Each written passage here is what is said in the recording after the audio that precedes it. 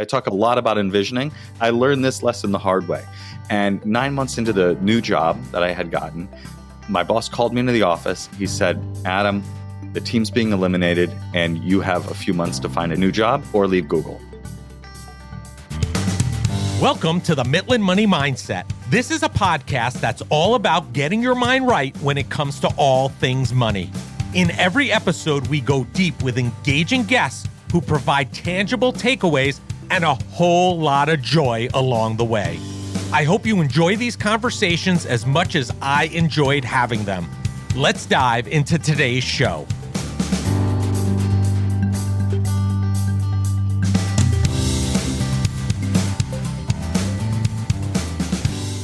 I'm Larry Sprung, your host for the Mindful Money Mindset and founder and wealth advisor of Mindful Financial. Today's guest is Adam Kway-yo, host of the Mindful Fire Podcast. The Mindful Fire Podcast is a show about crafting a life you love and making work optional using mindfulness, envisioning, and financial independence. Adam believes crafting a life you love starts with answering the question, what do I truly want? And helps people answer it so they can start living the life they dream right away. Adam's insight comes out of his own personal experience. He nearly lost his dream job at Google, and the worst part is it was kind of his own fault. Luckily, Adam realized the issue and identified the negative stories he was telling himself and the impact it had on how he showed up and the actions he took. This is when Adam put his brain's power to work, practicing a new, more useful story that allowed him to overcome the challenge, which allowed him to stay at Google and experience great success. For the last 13 years, Adam has worked in sales at Google, where in addition to his core role, he's taught mindfulness, envisioning, and emotional intelligence to over 2,500 Googlers around the world. Listen in for some great takeaways about Adam's journey to realizing his own challenges, overcoming them, and now helping thousands of others do the same.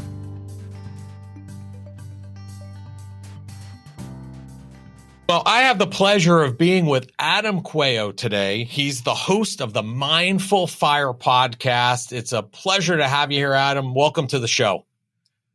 Thanks so much for having me, Larry. I'm happy to be here. Yeah, thanks. So listen, I want to kick off. I want our listeners to understand a little bit about your background. Tell us a little bit. Who is Adam Kway-yo? It's a big question. There's a lot of aspects of my life, but I think I'd say that the thing I'm most excited about and passionate about right now is helping people craft a life they love and make work optional using mindfulness, envisioning, and financial independence. That's what my podcast, the Mindful Fire Podcast, is all about, bringing together mindfulness and financial independence. And really, at the essence, I'm helping people to answer the question, what do you actually want your life to look like? And then using the power of your predictive brain to start to make that happen in your life. Because what you pay attention to creates your reality.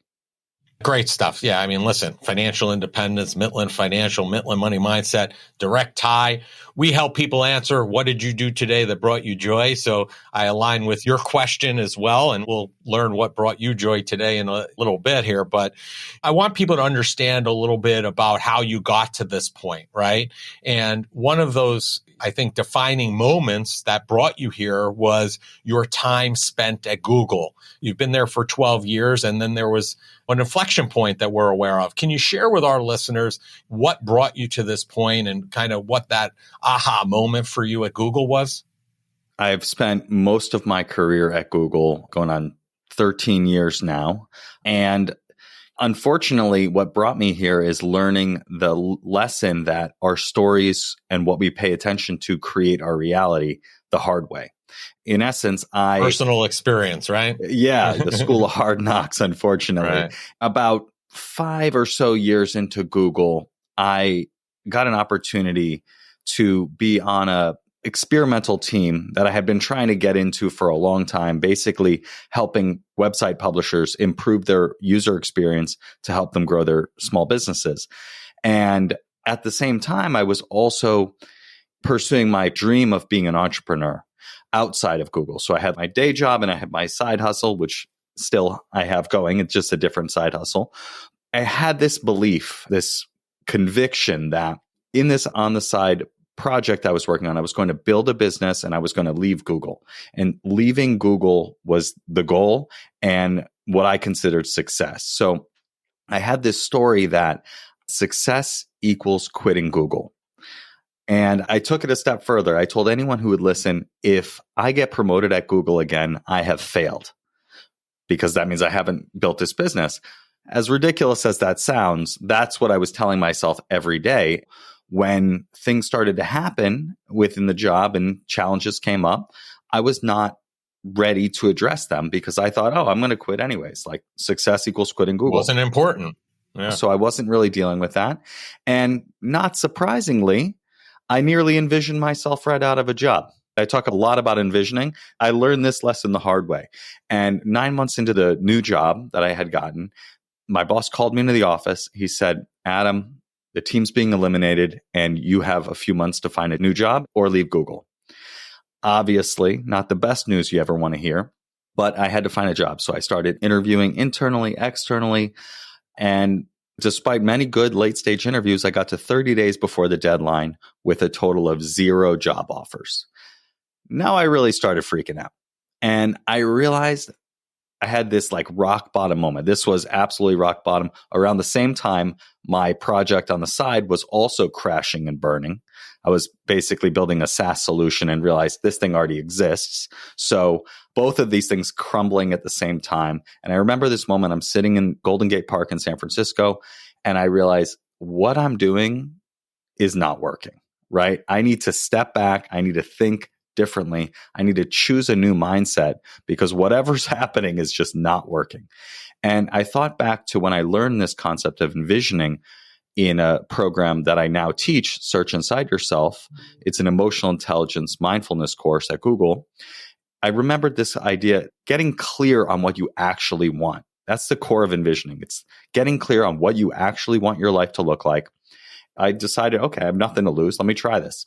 I want to be on a team. I want to have a job that pays me well, that does work that matters with nice and interesting people I respect, and kind of on and on.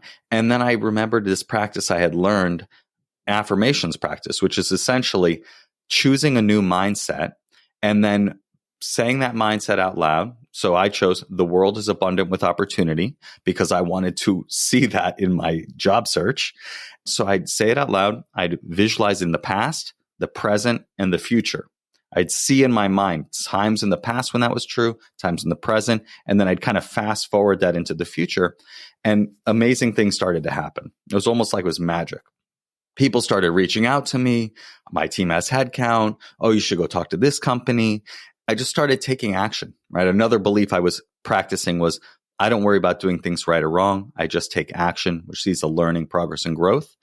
And long story short, I ended up finishing that 30 days with not one, but 2 job offers, one internal, one external.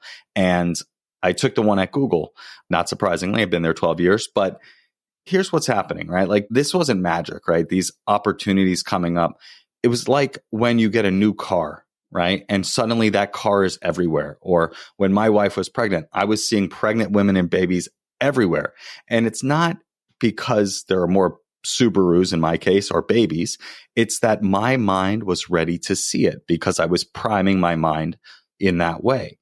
So really, that is what was going on here. And when I look back on the whole thing, I realized that, first of all, I created this situation for myself. The story that I was telling myself that success equaled quitting Google got me exactly what I asked for. They quit me, essentially. And it also got me through that time. So that, as you said, is a real inflection point for me, where from that rock bottom moment, this whole new chapter of my life where I became a facilitator for that program I mentioned, where I started creating my own envisioning workshops and mindfulness and resilience workshops, which I now teach inside Google and outside Google.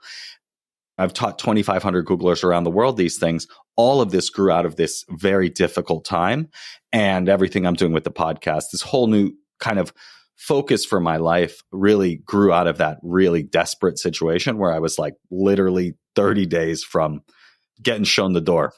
It's truly amazing what our minds can do, and so little we know about them that putting those thoughts and envisioning. So you kind of led me to where I wanted to talk next, right? So you kind of ascertained a new role in Google.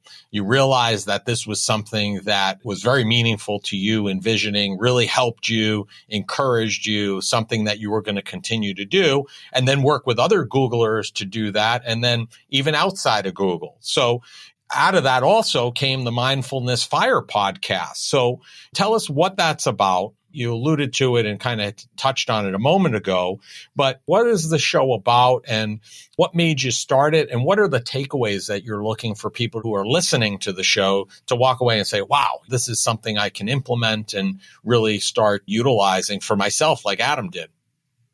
It all grew out of that moment where I realized, wow, this is like powerful. Our minds are powerful. I can choose a new story to create a new reality.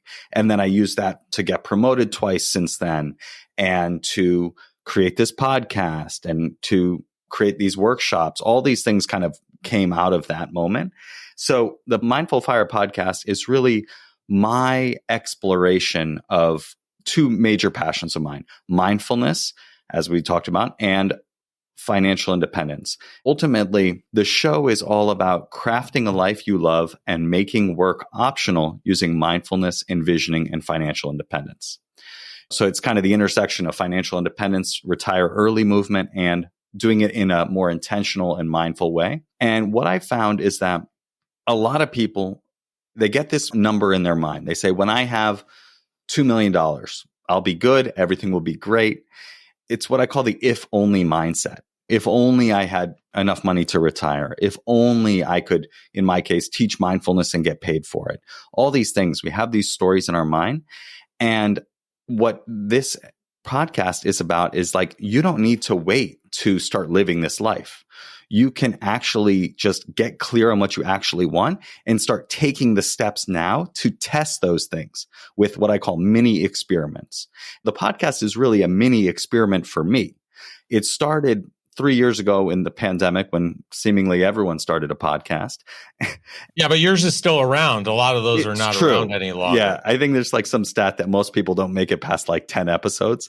Yeah, I mean, mine started similarly in the pandemic. Also, something I was working on for 2 years prior, but I think yours and mine are probably a couple of the few that are still around because a lot of them have fallen off the radar. It is a lot of work, as you know. For me, it started as I'm pursuing financial independence. As much as I like Google, it's not my life's work, right? So let me figure out what I want to do after I, quote unquote, retire early, right? I think about it as reprioritize early. So I thought I wanted to be a mindfulness teacher, right? I had this whole aspect of my career at Google that was becoming in the mindfulness space. And I was like, oh, maybe I want to do that. So the first few episodes are just explorations with people who do teach mindfulness for a living. What is it like? Do they make any money? Do I want to be doing this? And what I learned very quickly is they don't make a lot of money. And I don't necessarily want to be doing that full time. It's just created this opportunity for me to connect with people, to share interesting stories, to really get clear on what I want and test what I think I want. That's really the goal. And what I want people to take away is that you can do that too. And it doesn't have to be all or nothing. And really all it starts with is asking yourself a question, which is, what do you actually want? I think the only thing I would say is if you're one of those people that's thinking, if I had, for example, in your example, $2 million, I would. The only thing I would suggest, and where we come in and where we work with families, is you may have this sense that X number of dollars are going to be what's going to allow you to do those things and give you that financial freedom. But it's really vitally important to make sure that you have a plan in place that those dollars are actually going to support those dreams and goals that you're thinking about. Because you think about like the old adage, you need $1 million for retirement. Well, that might have been true 20 or 30 years ago. I think the vast majority of folks, especially if you live in like the high expense areas like New York, California, $1 million is not going to be typically sufficient for those families to retire on. So it's important to know what that number is. But again, using the mind, we can accomplish anything, which I think is really the point. Like you I often talk about living a life by design, not by default. I think that is important. I think a lot of folks are just going with the flow. They're kind of taking life's blows as they go, and they're kind of living it on somebody else's terms. So one of the parts of what you kind of talk about is living this life by design, not by default. How do you suggest people start crafting a life by design and the life that they desire? Where do they begin? I think it really all begins with self-awareness, right? That's why I'm so passionate about mindfulness. I think it's the best way to start to develop greater self-awareness. And that's because for those who might not know the definition of mindfulness, I mean, it's kind of all in the popular media, right? But kind of can be anything from breathing to solving every problem you ever had, depending on who you ask. What it really is simply is paying attention on purpose in the present moment, non-judgmentally. I like to think about it as bringing a kind, curious awareness towards yourself and whatever's going on in your head, in your body, in your environment.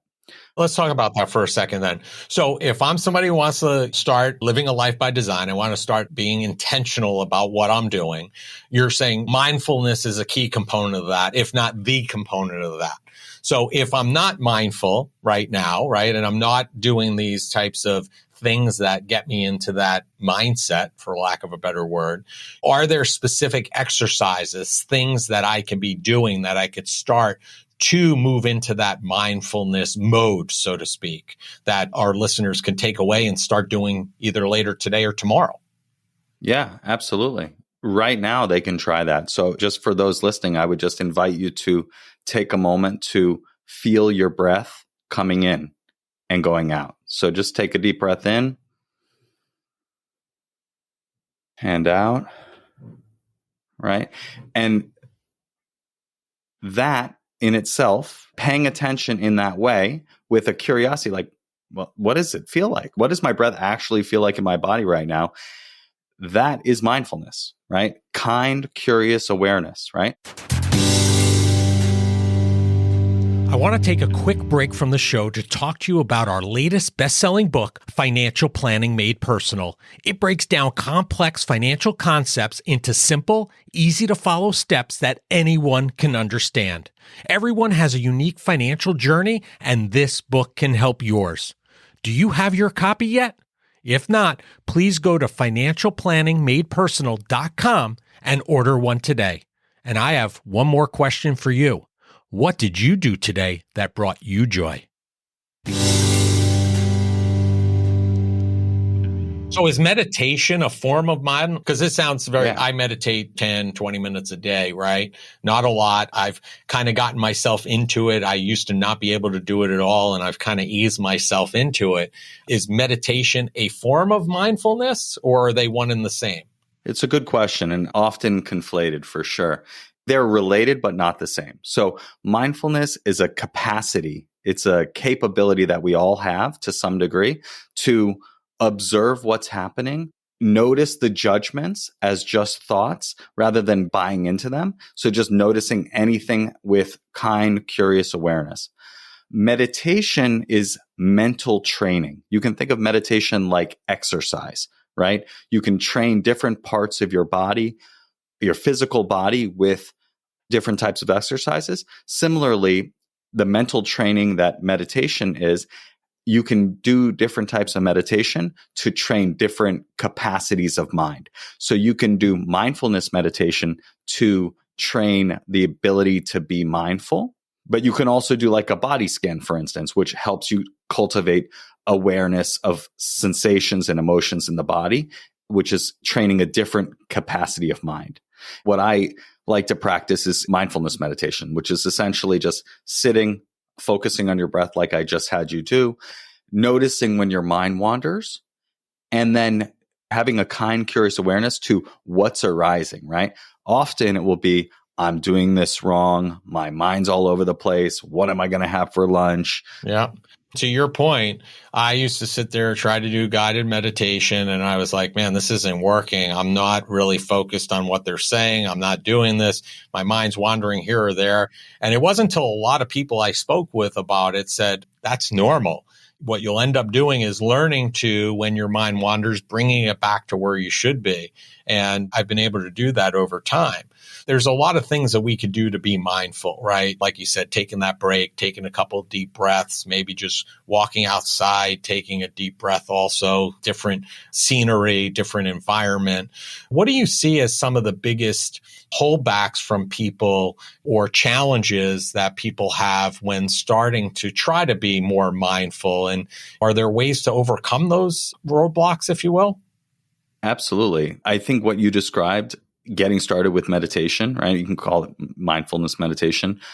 A lot of people have that experience. I had that experience, and I actually gave up when I first started. I was like a couple of weeks in. I did 3 times until this is not for me. Yeah, right? Same. Most people have that experience. I've taught 2,500 Googlers this. It comes up again and again and again. People that listen to podcasts again and again, it comes up. I think the antidote to that is knowing that it's going to happen.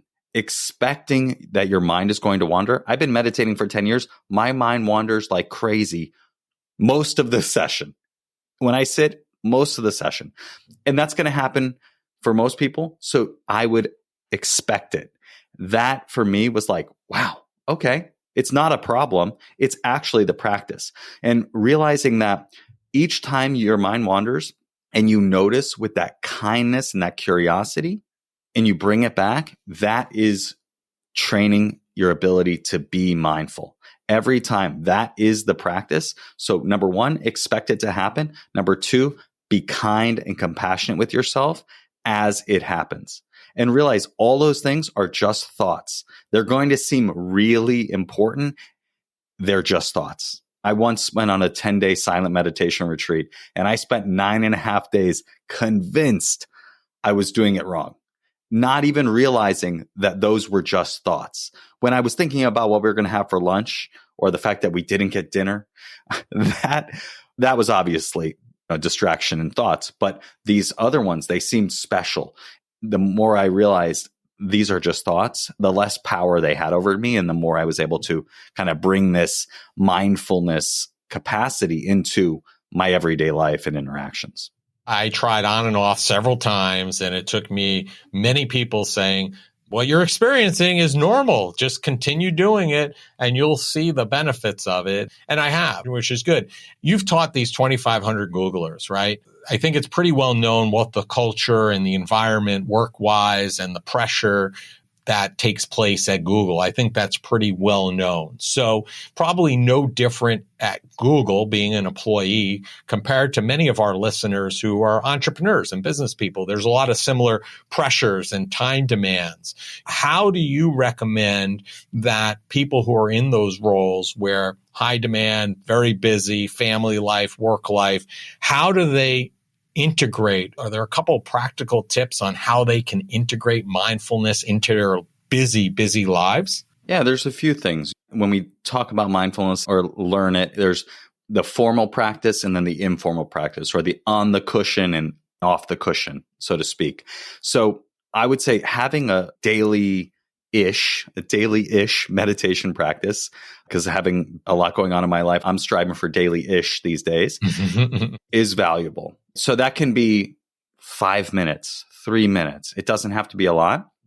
The way I would suggest somebody do that is tie that new habit to a habit that you already have, right? This is one of the great concepts that have been taught in habit formation, really prominent in James Clear's Atomic Habits, which is a fantastic book. I'm sure many of your listeners have read that. Tie it to something you already do. So if it's just like as you get out of bed, take a minute to breathe in and out as you put your feet on the floor, or maybe after you go to the gym, or a nice time to do it is like as a transition. So like if you drive to work, when you park your car, before you get out of the car, spend 1 minute, 2 minutes doing breaths. Before you come back into the house at night, like those are perfect times because you can create like a reset. It does feel like a reset when you have a lot going on. We often use this metaphor that our minds are like a snow globe that's constantly being shaken up and agitated. And giving yourself the gift of a few moments of mindfulness is like setting that snow globe down on the table, allowing things to settle so you can see more clearly what's going on inside. And so this is a perfect thing to do when you're feeling overwhelmed or when you're transitioning from one thing to another. So that's the formal practice. The informal practice is just in the moment when you notice that you are worked up, or at the start of a meeting as you're about to dial into the next Zoom meeting, just take a few deep breaths. Even that can give you a sense of feeling reset and refreshed. Those are kind of the way that I would counsel people to try to build it in. And really, the best meditation is the one you'll actually do. So start small. You don't need to do 10 minutes. You don't need to do 20, an hour. After that retreat I was on, they're like, do 1 hour in the morning, 1 hour in the evening. I'm like, I don't think so. I don't think that's going to happen. Yeah, I think the big takeaway here is for those busy folks out there, we didn't hear that you need to dedicate an hour or 2 hours. It's literally minutes, right? If you could carve out 10, great. But if you can only do it in 2 and weave it into your existing routine, it's very easy. I don't see a reason why anybody and everybody who's listening or out there couldn't practice mindfulness in even a small way. It's something that's very easily attainable for all. So as you've mentioned throughout, this is something mindfulness has been talked about consistently and constantly. There's a lot of information out there talked about the benefits and designing your own life. But looking ahead, what do you envision the future of mindfulness to be, and what do you see the impact? I know this is kind of a big picture thing, but what do you envision its potential impact on individuals and society as a whole if they adopt this? I think it's a very big, lofty goal. It's hard to anticipate that. It's hard to think that that will happen. I hope so. I'd say there would be just a lot more kindness. For me, it's an enabler of self-awareness. For a long time, I'd say like first 26 or 27 years of my life, I was completely unaware of the stream of negative self-talk going through my mind constantly, that inner critic just going through my head. And when I set that snow globe down, when I started to develop mindfulness, it allowed me to see those thoughts as just thoughts, see those stories and ask a question, is this useful? And when I noticed something that wasn't useful, I could just let it go. And that allowed me to get to know myself better, to bring more self-compassion to myself and the way I show up in the world. I think that that is available for anybody. We'd have a lot more space and patience with those around us. What I'm focused on is kind of the pairing of mindfulness, envisioning, and financial independence to allow people to create a life that they love and that they want to live. And I think that the potential benefit of that, both knowing yourself, creating a vision for what you want your life to look like, and then using and creating financial independence to pay for that life, I think you just create a situation where you have a lot of people who are living a life that's fully aligned with their purpose. And that, I think, could create a multiplier effect where imagine if everyone was out there able to live what they most cared about, not just going through the motions of paying the bills because they need to pay the bills. Yeah. Well, they can. They just have to dedicate and put some effort into doing that, right? It's not like they can't. Everyone has the opportunity. Right. Everybody can. When I hear you talk about that, that resonates with me because we talk about the three-legged stool all the time, which is financial health, mental health, and physical health being extremely tied. And all of these things, it's very similar to what you're talking about as far as the financial independence, the mindfulness, et cetera. Those are all directly tied to each other. And if you can score each of those a 10, you're going to be in great shape. If you're lacking in an area, it's going to have effects on the remaining 2 areas. So it's important. And I think mindfulness is very key. And the fact that you're helping people through this is amazing, not only on the mindfulness side, but the financial independence side as well. Because like I said, those 2 things go hand in hand for sure. Well, Adam, it's been a pleasure having you on, and we ask each of our guests the same last question, which I mentioned earlier, because we ask a different question than you ask on your show, but that is, what did you do today that brought you joy and put you in the right mindset for success? I'd have to say I got my enormous Dunkin' Donuts coffee with my Dunkin' Donuts koozie here. That certainly put me in the right mindset for success with the caffeine. But I mean, I got to take my son to camp today.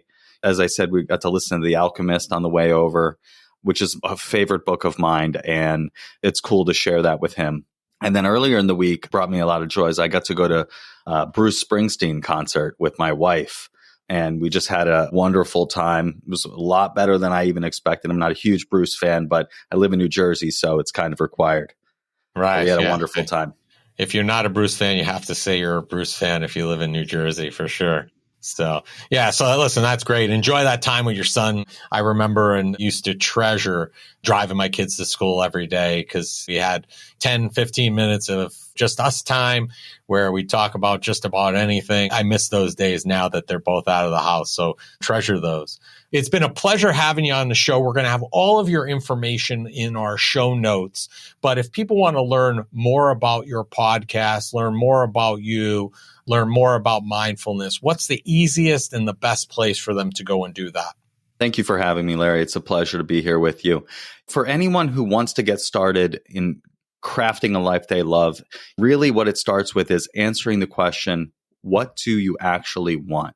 Right? Sitting down, creating some space to think big about your life.